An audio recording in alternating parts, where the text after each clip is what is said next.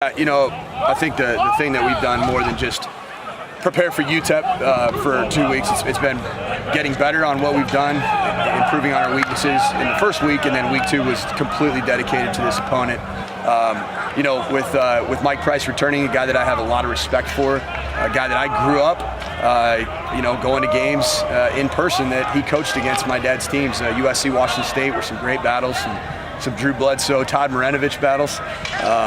A lot of respect for Mike Price, and already I think he switched up the locker room assignments. So we're going to be in I think the home locker room, and then they also switched up the side of the field that UTEP's going to be on.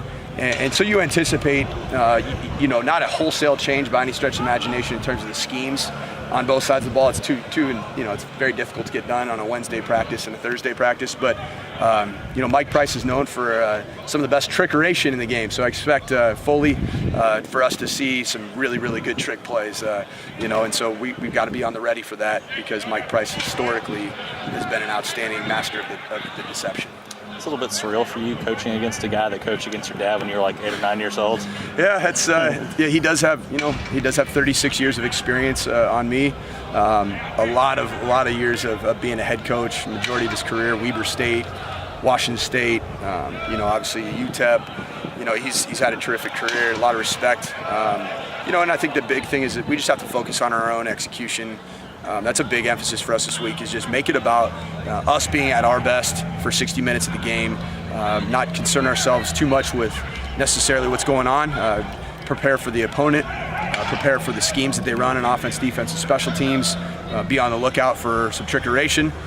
It is homecoming, UTEP, homecoming this week, so we're looking forward to getting absolutely best effort out of UTEP, and they're a team that's more than capable of beating teams in this conference, and we need to be at our best to beat this team.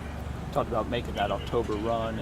Even Mike White talked about it this week. Have you seen the look in the eyes change? The leaders step forward. Absolutely, yeah. I've seen that. I think, it starts with us as a program, starting with me, just setting the standard through this bye week of how we're going to travel, how we're going to warm up, how we're going to dress. Everything that we do has got to be, at a championship level, and we got to play championship football for 60 minutes every time we go out. And to me, it's the little things off the field that might make the difference in 4, 5, 6 plays that have gotten in the way of us being able to push past and really put teams away. So that's been a big area of emphasis for me, for this football team, and the leaders. One thing I'll say, regardless of our execution, you go back and watch the tape, the effort, the tenacity has been there the entire time for 4 games.